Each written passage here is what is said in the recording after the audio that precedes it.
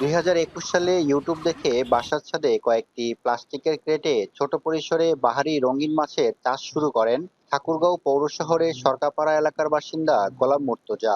শুরুর দিকে শখের বশে অল্প পরিসরে শুরু করলেও বর্তমানে তা রূপ নেয় বাণিজ্যিকভাবে। বর্তমানে বাসার ছাদে অক্সিজেন মোটর ব্যবহারের মাধ্যমে বিদ্যুতের সাহায্যে মাছের প্রজনন ঘটাচ্ছেন হাউসগুলোতে। গাপ্পি, মলি, গোল্ডফিশ, গোরামি, জেব্রাফিশ সহ অ্যাকুরিয়ামের সৌন্দর্য বর্ধনে 20 থেকে 30 জাতের রঙিন মাছ উৎপাদন করছেন তিনি।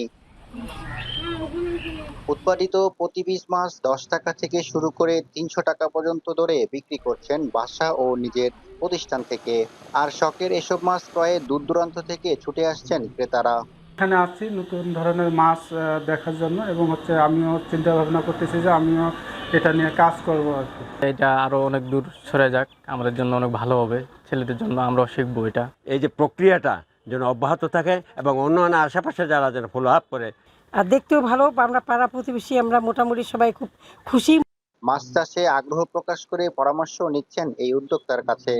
এটা অল্প জায়গার মধ্যে রাখা যায়, ঘরের মধ্যে রাখা যায়, টেবিলের মধ্যে রাখা যায়, শোপিস হিসেবে রাখা যায়। গোলাম মুর্তজার এই উদ্যোগের শুরু থেকে পাশে থেকে পরামর্শ ও বিভিন্ন প্রশিক্ষণ দিয়েছেন স্থানীয় বেসরকারি সংস্থা ইএসডিওর পিকেএসএফ।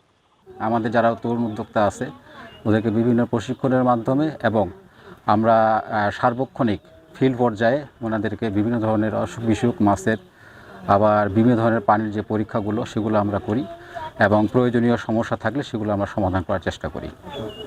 উদ্যোক্তা গোলাম মুর্তজা মোনা জানান, শুরুটা ছোট পরিসরে হলেও এখন তা বাড়ানো হয়েছে। বর্তমানে মাছ বিক্রি করেই 30 থেকে 40 হাজার টাকা পর্যন্ত বাড়তি আয় হচ্ছে তার। স্বল্প খরচে বাহারি রঙিন মাছ চাষের মাধ্যমে বেকারত্ব দূর করা সম্ভব বলে মনে করেন এই উদ্যোক্তা। নাহিদ রেজা, এখন ঠাকুরগাঁও।